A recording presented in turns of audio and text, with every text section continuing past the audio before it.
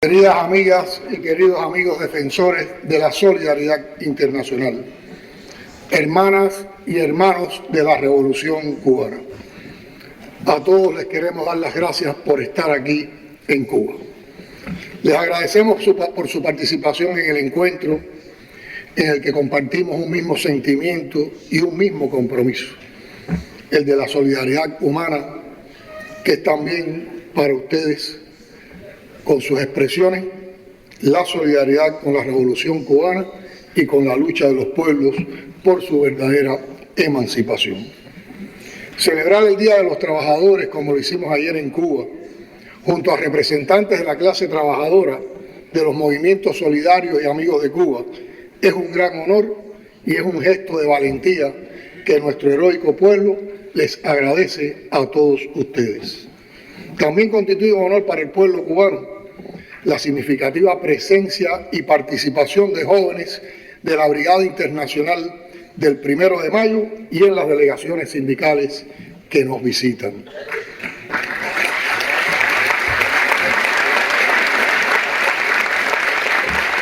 A este encuentro que ha sesionado dentro de las actividades en la conmemoración del Día de los Trabajadores han participado más de 1000 delegados y el 70% de ellos llega por primera vez a Cuba.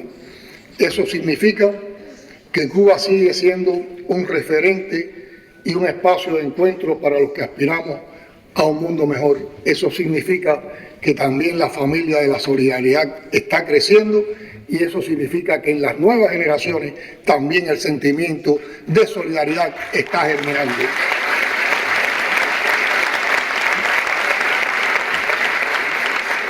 Estos han sido días de jornadas intensas. Recientemente celebramos 2 días de amplio debate en análisis sobre el excluyente e injusto orden económico internacional y también sobre las propuestas para un nuevo orden económico internacional tan necesario. Ayer también fueron condecorados y premiados amigos y organizaciones solidarias con Cuba, de Canadá, Uruguay, Estados Unidos, Argentina y Ecuador. A todos les reiteramos las felicitaciones y nuestro agradecimiento. Saludamos también el trabajo de la Red Continental y Caribeña de Solidaridad con Cuba y las Causas Justas.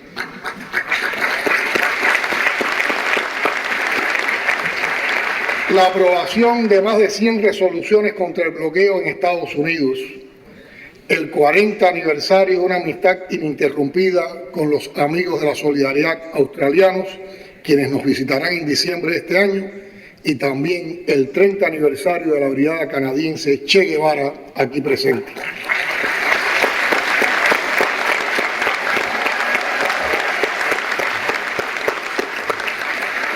Reconocemos el valioso trabajo de organizaciones de solidaridad y sindicales de Europa y Estados Unidos para divulgar los resultados del Tribunal Internacional contra el Bloqueo que tuvo lugar en Bruselas en noviembre de 2023.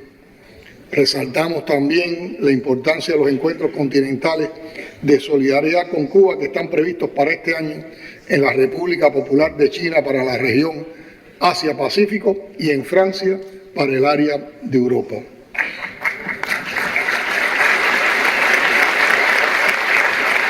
Estamos seguros que estos eventos también serán escenarios de vital importancia para la continuidad y el fortalecimiento del movimiento de solidaridad con Cuba. De igual manera, agradecemos las manifestaciones, caravanas de autos y bicicletas, los plantones y otras acciones públicas que tienen lugar todos los fines de semana, todos los meses, en disímiles ciudades del mundo protagonizados por ustedes, exigiendo el levantamiento del recrudecido bloqueo y la exclusión de Cuba de la lista de países que supuestamente apoyan el terrorismo. Reconocemos la importancia de continuar impulsando el movimiento de brigadas internacionales y las visitas de grupos de Cuba, porque no existe mejor forma de conocer nuestra realidad que compartiendo con nosotros, como lo han hecho ustedes en estos días, viviendo nuestra resistencia, nuestra creatividad y nuestro espíritu de lucha y de victoria. Al mismo tiempo, cada amigo que nos visita es una evidencia más de que Cuba no está sola ni aislada, sino que sigue latiendo en el pecho de millones de mujeres y hombres en todo el mundo. Distinguimos los generosos esfuerzos que ustedes realizan para combinar las acciones solidarias con los proyectos de cooperación. Y desde aquí les ratificamos que Cuba continuará levantando las banderas de la paz, la solidaridad y la cooperación con los pueblos. Las 3 declaraciones aprobadas hoy por aclamación representan también el sentir del pueblo cubano, de sus obreros y campesinos, de sus intelectuales y artistas, de sus jóvenes y estudiantes, y constituyen para nosotros un compromiso. El trabajo en las 3 comisiones refleja la comprensión de los asistentes sobre el escenario global y sobre la situación de Cuba. Reflejó a su vez la coincidencia que existe frente a las principales demandas de los amigos de la isla. Nuestro pueblo dio ayer una demostración de unidad y disciplina en todos los municipios del país. Las condiciones económicas nos obligaron a celebrar el histórico Día Internacional de los Trabajadores con concentraciones y no con el tradicional y masivo desfile en La Habana, porque en casi todas las provincias y municipios, a pesar del orientado, hubo desfiles.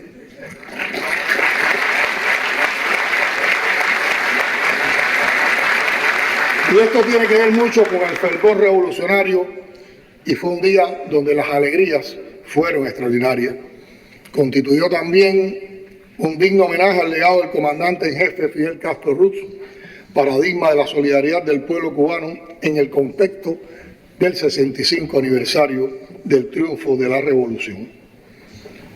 De esa manera, concentraciones y desfiles del 1 de mayo protagonizados por el pueblo, en el que participaron ustedes, delegados internacionales, es también muestra fehaciente de la unidad, del compromiso y apoyo a la revolución, de que Cuba vive y trabaja y de que vamos con todos.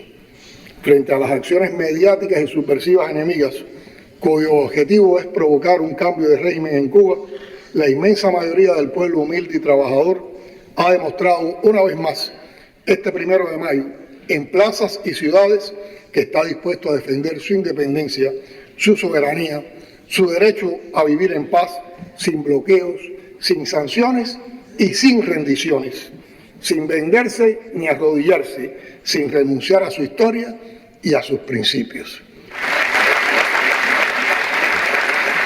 Me llamaba la atención que hoy los cables de las agencias internacionales, como siempre, con su intoxicación mediática, manipulaban la cifra y el contenido y el éxito de la celebración del 1 de mayo en Cuba. Algunos de ellos decían, participaron miles de cubanos en actos muy pequeños, no tradicionales. Tenemos que aclararle bien a los señores imperialistas que no participaron miles de cubanos. Participaron más de 4 millones de cubanos.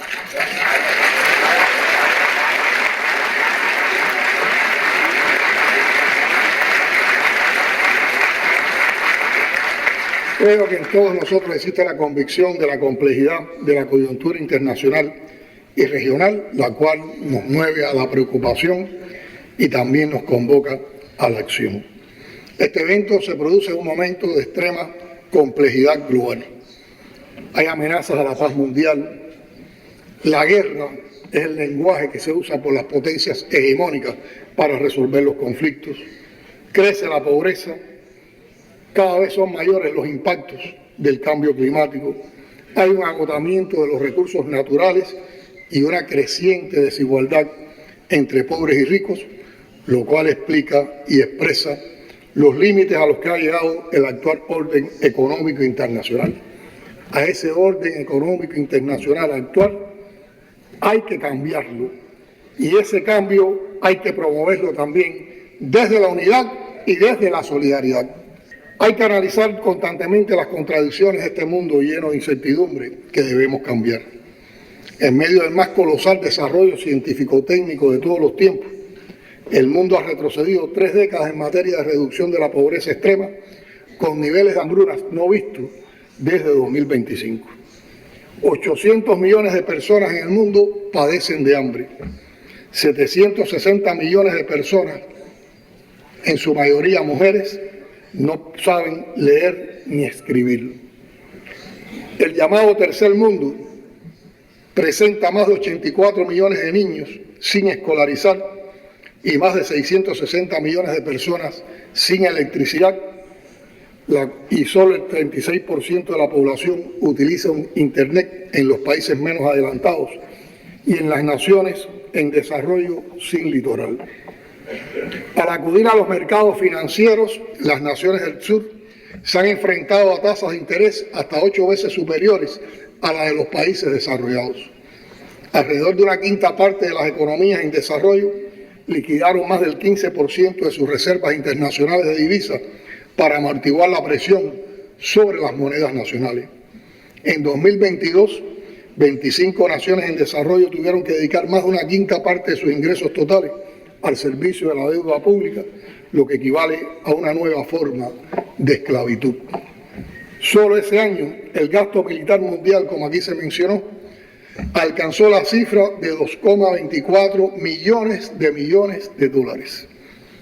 Lograr la participación inclusive en la economía digital requerirá invertir en nuestros países como mínimo 428.000 millones de dólares para el 2030.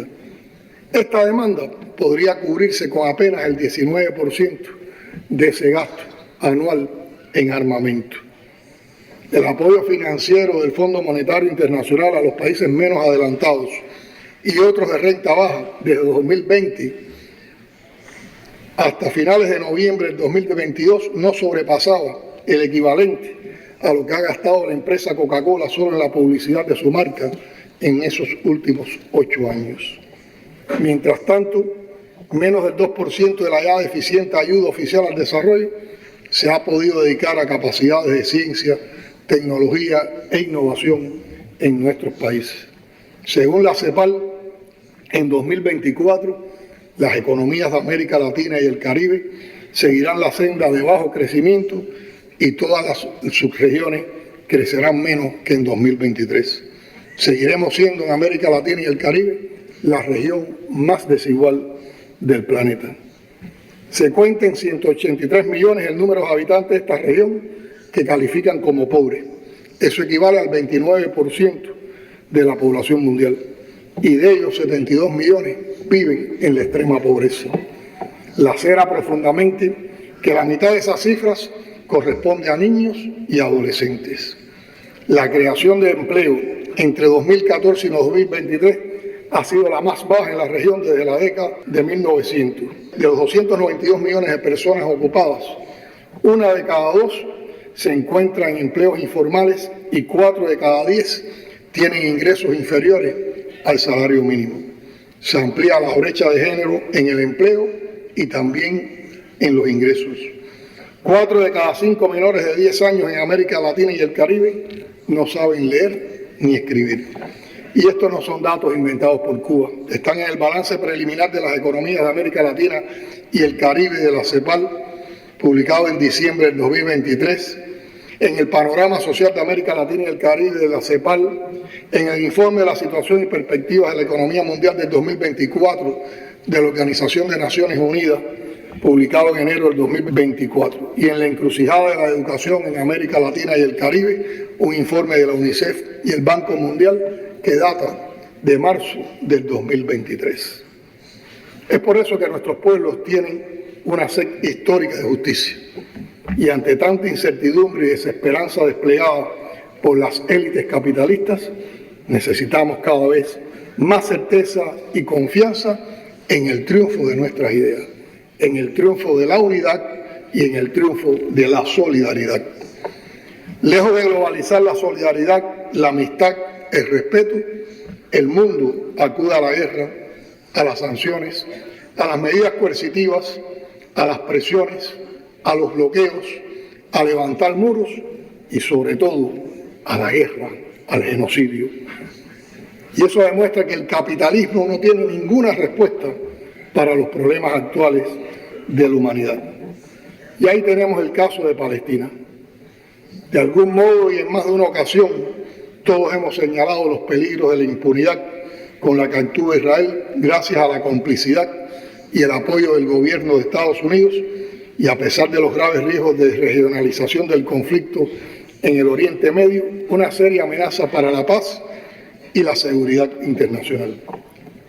Solo una mentalidad imperial, un propósito intervencionista, puede negar que la paz y estabilidad en esa región dependen en primer término de una solución amplia, justa y duradera al conflicto israelí-palestino que contemple la creación de un Estado palestino soberano e independiente en las fronteras anteriores a 1967, con Jerusalén Oriental como su capital y garantizando el derecho al retorno de los refugiados a su tierra. Cuba, junto a ustedes, demandamos el ingreso inmediato del Estado de Palestina como miembro pleno de la Organización de Naciones Unidas.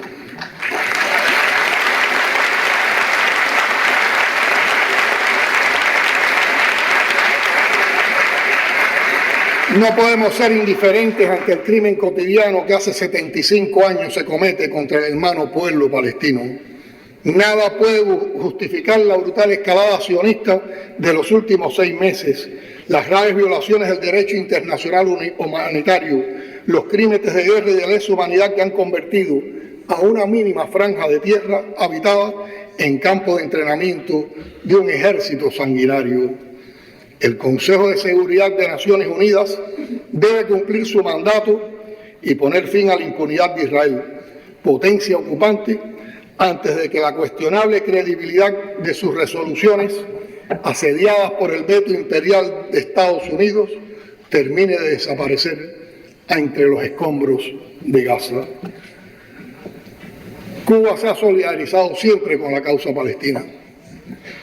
Hoy en nuestro país estudian cientos de estudiantes palestinos. Con ellos tenemos un intercambio permanente. Con ellos nuestro pueblo ha desfilado frente a la embajada norteamericana en Cuba, demandando que cese la agresión a Palestina. Junto a ellos hemos compartido conversatorios, debates y también manifestaciones de expresión pública. A esos jóvenes les hemos dicho que son hijos también de Cuba y que todos los cubanos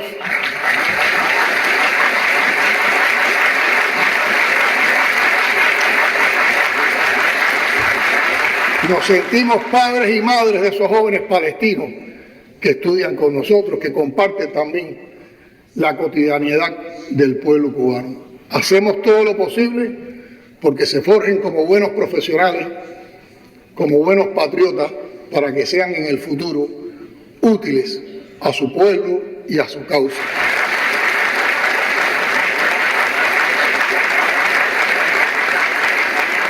Decisión y compromiso con la causa palestina. Y por eso estamos seguros de que ellos, desde aquí de Cuba, son también parte del presente y del futuro de Palestina. ¡Viva Palestina libre!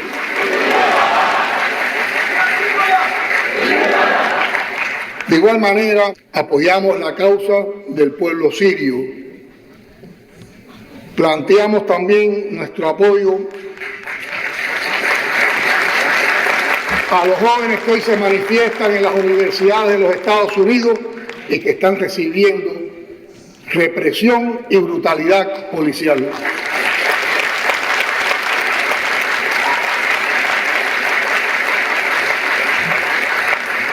Con relación a nuestra región de América Latina y del Caribe, para todos es conocido que la doctrina Monroe, 2 siglos después de enunciada, sigue amenazando el destino de lo que Martí llamó nuestra América. El imperialismo persiste en su proyecto de dominación sobre nuestras tierras, financia y promueve la violencia, la desestabilización y cada vez engendra más los discursos de odio. Ataca a las fuerzas de izquierda y progresistas y pretende borrar la historia de lucha y resistencia de los pueblos latinoamericanos y caribeños. A pesar de las sanciones y medidas coercitivas impuestas por Estados Unidos, a las que se suman las presiones y chantajes sobre nuestras naciones, se preservó la naturaleza de los procesos revolucionarios en Venezuela, Bolivia y Nicaragua. Los gobiernos de México, Brasil, Colombia y Honduras, los gobiernos encabezados por López Obrador, Lula, Petro y Xiomara,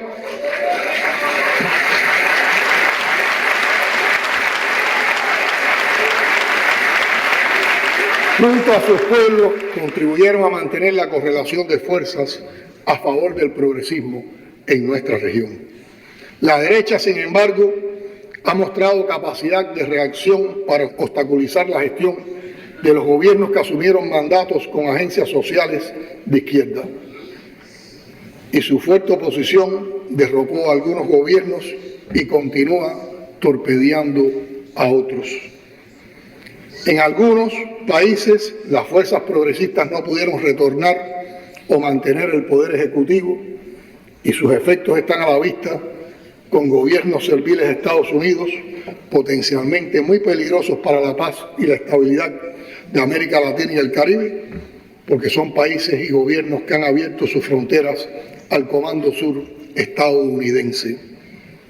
Estados Unidos ha optado por el desgaste del progresismo y la profundización de las divisiones a lo interno de las alianzas para obstaculizar su avance y preparar alternativas de derecha con posibilidades de regresar al poder.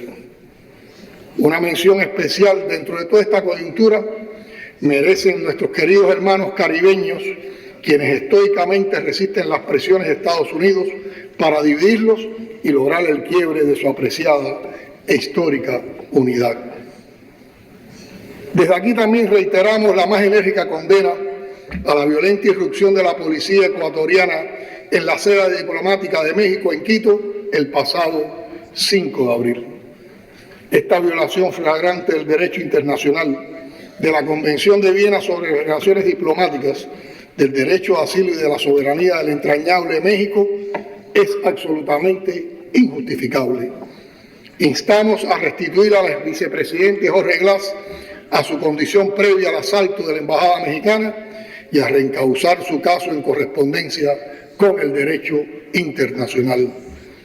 A 10 años de la adopción en La Habana de la Proclama de América Latina y el Caribe como zona de paz, llamamos al respeto y estricto cumplimiento de sus postulados, que la región siga siendo reconocida internacionalmente por su compromiso con la paz y la estabilidad regional.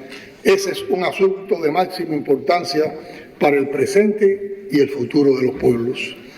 Felicitamos al pueblo venezolano por el desarrollo del nuevo proceso electoral en un clima de paz y en apego a su constitución, por el cumplimiento del cronograma electoral a pesar de las amenazas y acciones de la derecha en complicidad con los Estados Unidos. No ha dejado de estar presente tampoco el intento de magnicidio contra Nicolás Maduro, nuestro hermano presidente venezolano, tema sobre el cual hemos expresado todo nuestro repudio.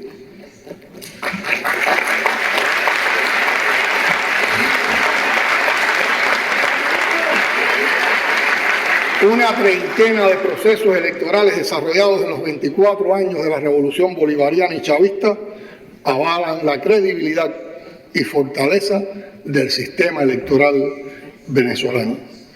Reiteramos una vez más el rechazo de Cuba a las injerencias e imposiciones externas que pretenden influir en el funcionamiento de las instituciones venezolanas y afectar la estabilidad y la tranquilidad que caracterizan a la sociedad de ese hermano país.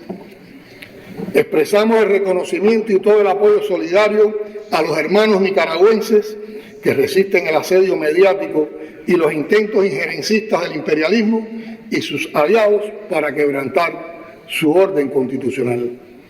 Al Estado Plurinacional de Bolivia extendemos el respaldo y la solidaridad en la defensa de su soberanía sobre sus recursos naturales y frente a los intentos desestabilizadores. La hermana República de Haití enfrenta una nueva y muy grave crisis. La comunidad internacional tiene una gran deuda con su pueblo, que fue sometido a repudiables castigos por potencias imperiales y ha sido forzado a pagar injustamente un alto precio por protagonizar la primera revolución social del continente. Haití necesita asistencia y cooperación para el desarrollo que resulten verdaderas, suficientes y efectivas, no agresión e injerencia en sus asuntos internos.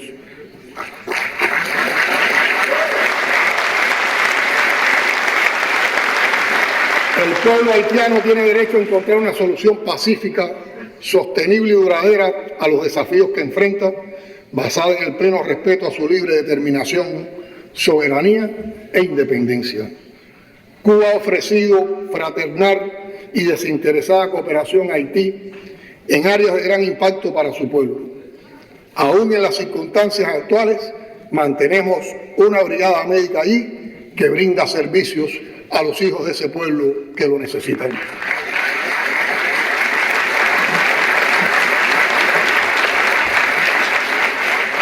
Refrendamos igualmente las justas demandas de reparación y compensación por los daños de la esclavitud y el colonialismo de los hermanos caribeños que necesitan y merecen un trato justo, especial y diferenciado. Por supuesto que apoyamos de manera muy sentida el derecho a la independencia del pueblo puertorriqueño.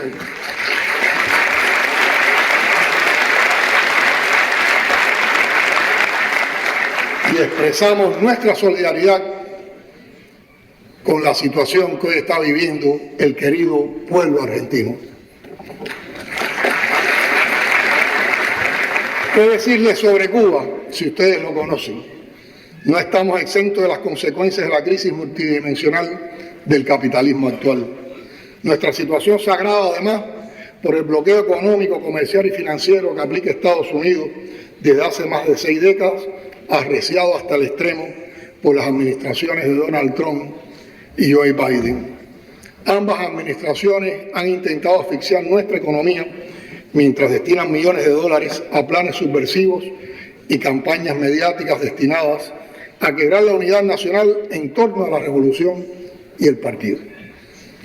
Nosotros consideramos que hay 2 componentes de este propósito imperial de destruir a la revolución cubana: la asfixia económica y la intoxicación mediática. Con relación a la asfixia económica podemos decir que tiene sus referentes en el memorando de Mallory en los años 60, en el cual pretendían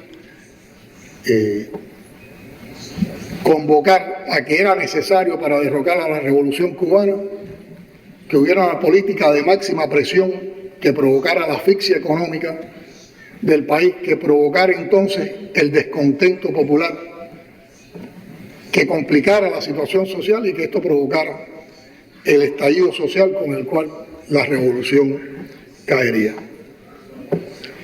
Y esto en estos tiempos se ha recrudecido, como ustedes han denunciado, y se ha recrudecido mucho más cuando nos ubicaron en una lista de países que supuestamente apoyan el terrorismo, que ustedes saben que no es cierto. Cuba apoya la solidaridad. Cuba no manda fuerzas armadas ni tropas a ningún país del mundo para agredir. Lo hicimos en Angola por solicitud de los países africanos y fue para acabar con el apartheid y para lograr la independencia junto a los africanos de esos países.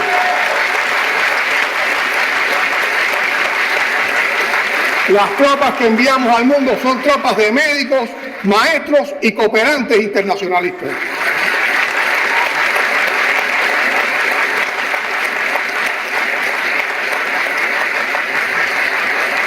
Ustedes en estos días han podido apreciar, cuando han estado intercambiando con centros laborales, en ciudades y campamentos que han visitado, las dificultades que enfrentamos y el esfuerzo creativo y decidido de nuestro pueblo para superar las dificultades.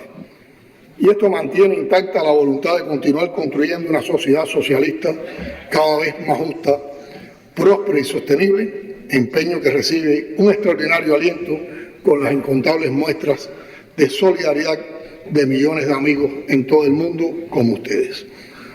En cuanto a la intoxicación mediática, podemos decir que hay toda una campaña bien orquestada y articulada por parte del gobierno de Estados Unidos con los medios internacionales y sobre todo en las redes sociales para desacreditar a la revolución cubana, para desprestigiar a la revolución cubana. Por eso las redes sociales también hoy se convierten en una trinchera de combate y un móvil para defendernos en esa trinchera se convierte también en un fusil. Esas redes son igualmente peligrosas. En las mismas a Cuba se le ataca y hay linchamiento virtual, asesinato de reputaciones y liderazgo.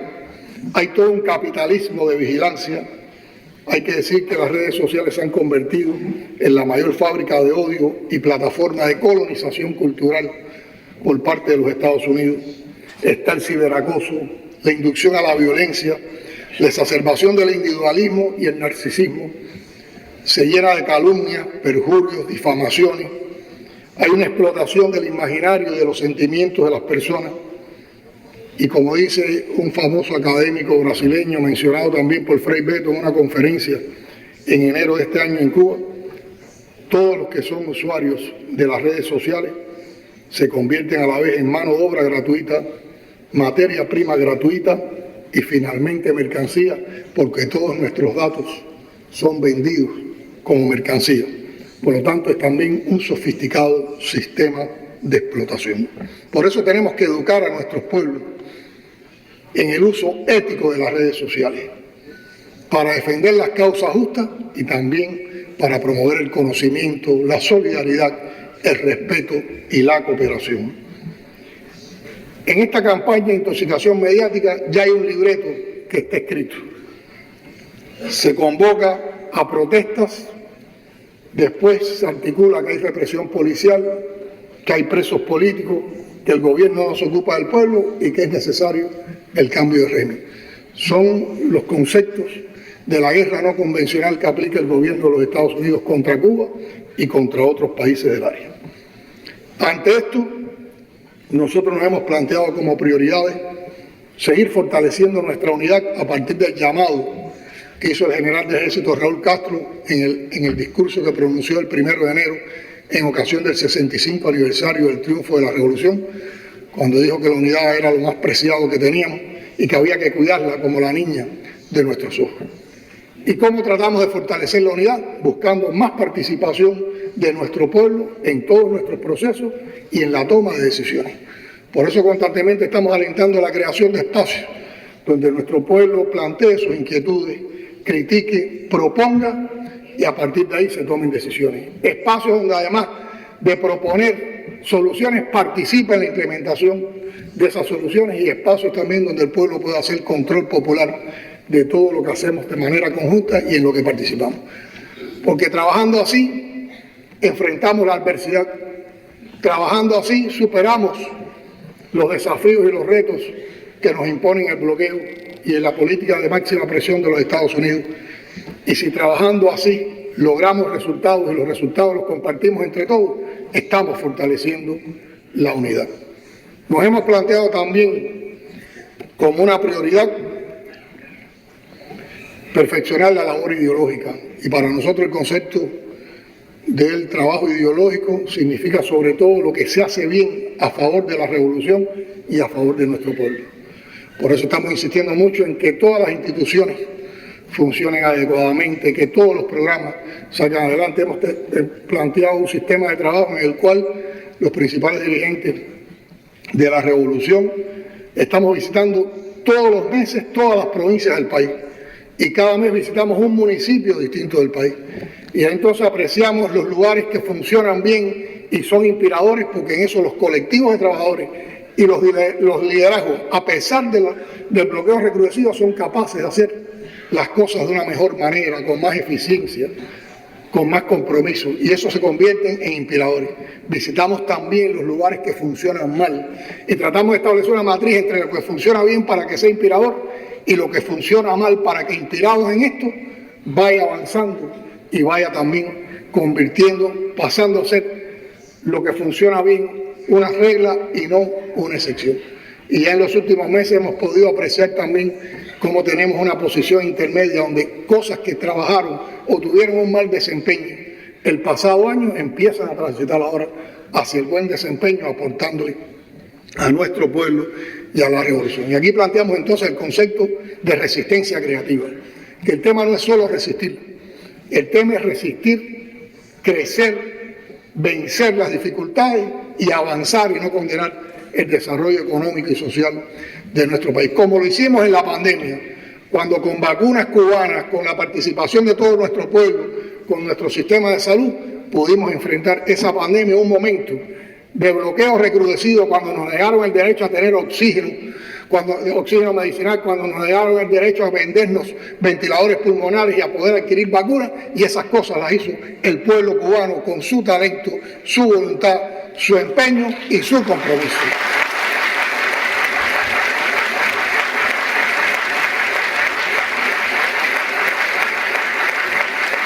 Estamos convencidos y lo apreciamos todos los días en nuestros intercambios con la población, que este país cuenta con dignidad, talento y voluntad suficiente para levantarse con sus propios esfuerzos por encima del cerco y además saltarlo.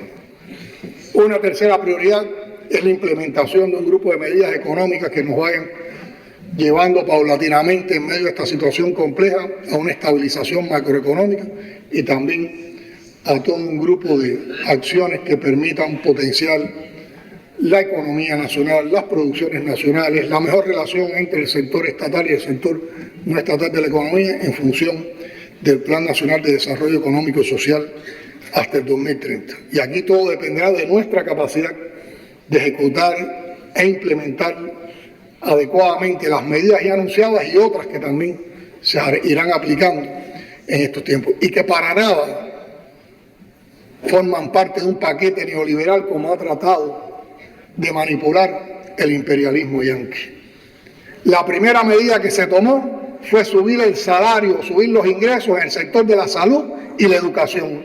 Ningún programa neoliberal inicia, ni incluso lo hace, subiendo los ingresos en sectores muy comprometidos con la sociedad y que son tan importantes para la vida y para la educación de nuestro pueblo.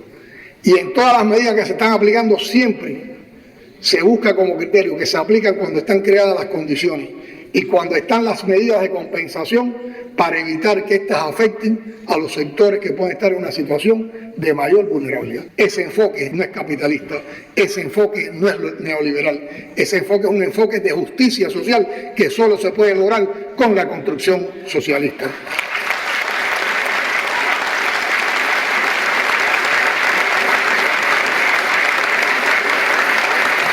Y la cuarta prioridad es la convocatoria dentro de nuestra sociedad, con nuestro pueblo, a un proceso de reflexión, de debate y de análisis para distinguir desviaciones y tendencias negativas que en estos tiempos de crisis económica han proliferado en nuestra sociedad, para también contrarrestarlas, eliminarlas y superarlas. Todo esto son tareas, prioridades de primer orden que llevan la observancia crítica y el combate firme de todos los revolucionarios cubanos, de todo nuestro pueblo. Y las hemos apoyado con procesos de discusión popular.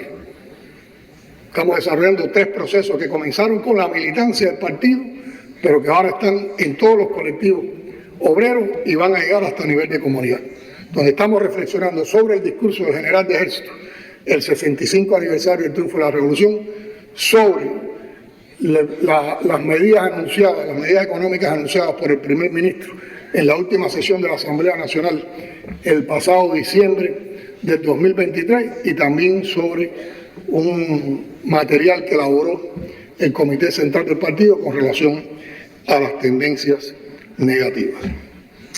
Queridas hermanas y hermanos de la solidaridad, Cuba ha resistido más de 60 años de un bloqueo genocida, simultaneando con ataques terroristas innumerables acciones para destruir la revolución. Hoy vivimos uno de los momentos más difíciles ante el reforzamiento de la persecución económica, comercial y financiera. Pero la unidad de nuestro pueblo nos mantiene firmes en la defensa de nuestras conquistas sociales. Ese es el legado de Fidel y de Raúl, y es nuestro compromiso con el presente y con el futuro. Nuestra lucha continuará día a día, semana a semana, mes a mes, año tras año, hasta que el gobierno de Estados Unidos levante esa política cruel, inmoral e injustificable. Nuestro pueblo merece vivir en paz y en igualdad de condiciones, demostrar realmente lo que somos capaces de avanzar y construir en socialismo cubano. ¡Viva Cuba! Por eso enfrentamos cada día con ímpetu de lucha y de trabajo y con la experiencia ganada de más de 150 años de lucha, junto a la ejemplar generación histórica que encabeza el líder actual de la Revolución Cubana, el general de ejército Raúl Castro Ruz, quien al conmemorarse el 65 aniversario del triunfo de 1959 ha exaltado por encima de tantas virtudes del bravo pueblo cubano la sagrada unidad que está en la base de cada triunfo sobre el imperio vecino que nos desprecia. Y Raúl, en ese propio discurso, nos transmitió una síntesis de los aprendizajes que él recibió compartiendo los años de lucha revolucionaria con su hermano Fidel. Y de esa manera nos expresó que era muy importante en los momentos actuales, y así lo estamos defendiendo, la importancia decisiva de la unidad. No perder la serenidad y la confianza en el triunfo, por insalvables que parezcan los obstáculos poderosos de los enemigos o grandes los peligros. Aprender y sacar fuerzas de cada revés hasta transformarlo en victoria. De Martí, de Fidel, de Raúl y del Che, aprendimos el valor de la solidaridad. Aprendimos a entregar solidaridad y agradecer la que ustedes nos entregan. Desde aquí nos pronunciamos por un no a la guerra, a la hegemonía, a la injerencia, a las medidas coercitivas, a las agresiones, al levantamiento de muros y a los bloqueos. ¡Viva la amistad, la paz, la solidaridad y la unidad entre nuestros pueblos y todos los trabajadores del mundo! En la lucha por la paz, la solidaridad y la cooperación pueden contar siempre con la modesta pero decidida contribución de Cuba. ¡Hasta la victoria siempre!